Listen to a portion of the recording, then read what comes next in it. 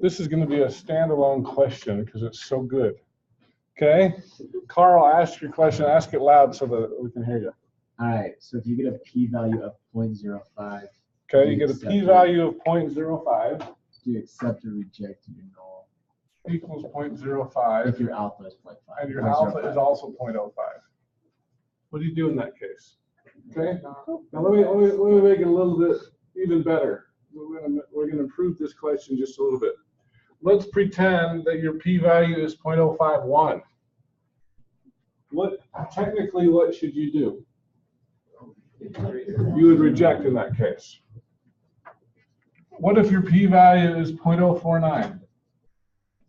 What would you do in that case? Not reject. He used the A word. Go rinse your mouth out. Okay? There's so many A words. It's hard to. I know. You're going to watch it.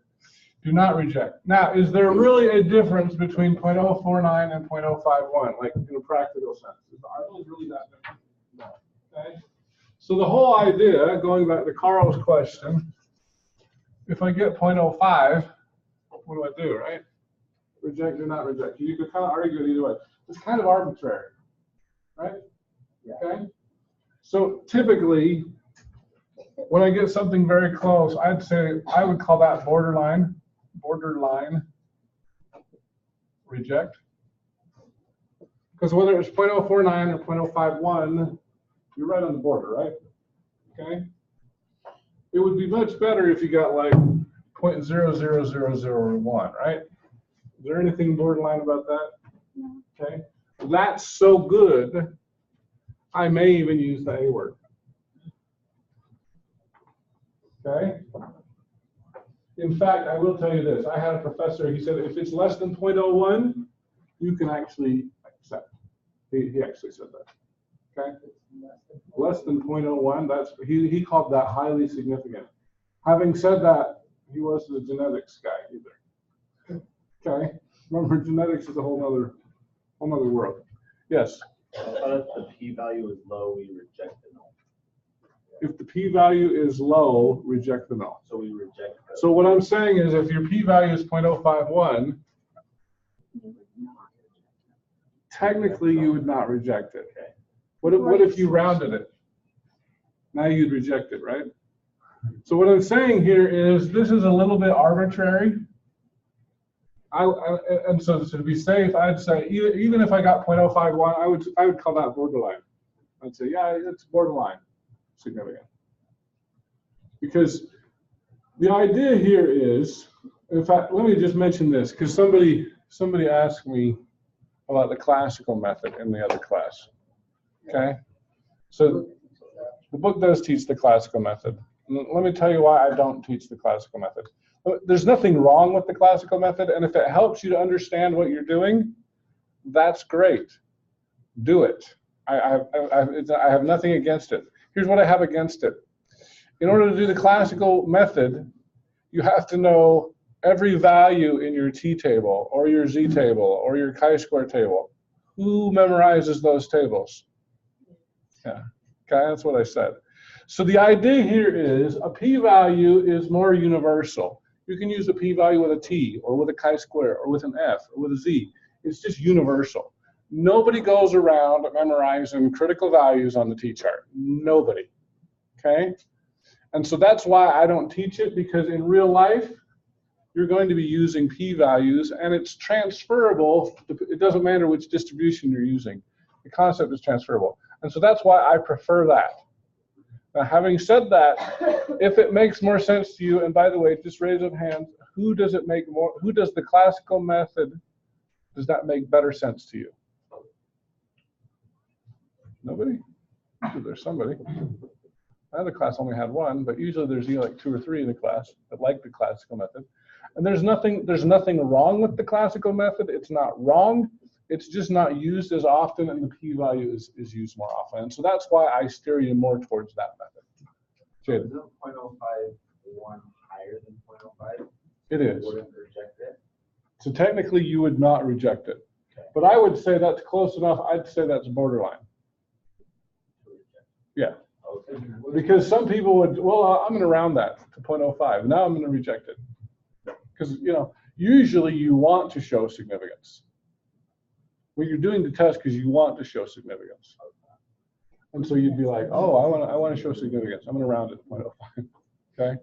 But it really is kind of arbitrary. That's my point. Okay? Question? So why would you, if P is low, you reject, right? Correct. So why would you said accept if it's 0.0. I did never say that A word. You said your teacher said. Oh, that's if you have less than 0.01. But why? If P is low, don't you reject? That'd be accepting the alternative. Okay, so remember when me and Adam had the big argument a few days ago? Yeah. Okay, it's on tape. Gotta go back and watch it. It was great. Okay, so the idea here is I could always make a mistake. And so statisticians are super anal, and we don't want to be accused of being wrong.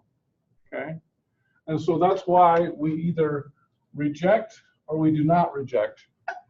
We don't use the A word. Okay, unless we have a lot of evidence. Okay, and so I did have one professor that said if your p-value is less than 0.01, he called that highly significant, is actually what he said. Okay. Now the idea here is next week is spring break. The following week is we're probably gonna learn type 2 tests that week. Okay. So the idea here is just really super briefly so the idea here is if you have graphs, if you have two graphs that overlap like this, okay, if this is my alpha, okay, this area here is my beta. Okay, so this is my beta, this is my alpha. Okay, so if I make my alpha smaller, what did I just do? I made my beta bigger. If I make my beta smaller, what did I do? I made my alpha bigger. Okay, and so the problem is, even if you have a low alpha, you need to have a low beta. So the idea here is if I have something that looks like this, okay, these curves don't overlap at all. I can have a super small alpha and I can have a super small beta. If this is my beta, this is my alpha. Okay, these curves are significantly different. In this case, then I can use the A word. I'll just write it so I don't say it. Okay, I don't have to go rinse my mouth out. Okay. So if this is your situation, you can accept the null. Okay, the null is true. Okay, or accept that the alternative is true. But like Adam said, you can never know. And the idea here is if you have a super significant p-value for your alpha, usually your beta is going to be very small as well. So if you have a small alpha, you have a small beta, then you can use the A word. Okay? Yes. So I'm just super confused. I thought if it's below 0.05, we should always reject. That's correct. What I'm saying up here is all the opposite. You're saying do not reject if it's like 0.01 or lower, right? I'm saying no. Well, you can use the Oh, okay. So typically, we're kind of mixing up several topics, so that's why we're doing it. Okay, so assuming you have an alpha of 0.05, if I got a p-value that was less than 0.01, I would call that highly significant. I would reject in that case. And as long as I check my beta, which we often don't do, but if I check my beta and it was also small, then I could use the A word. And I could accept that they were significantly different. Okay? But like Adam was arguing with me the other day, you got to be careful because there's always a non-zero probability that you're wrong. Okay. Even if you have a p-value that's like this, you could still be wrong. The probability that you're wrong is very small, but you could be wrong. Okay? All right. Yes? Could you explain 13C? 13C.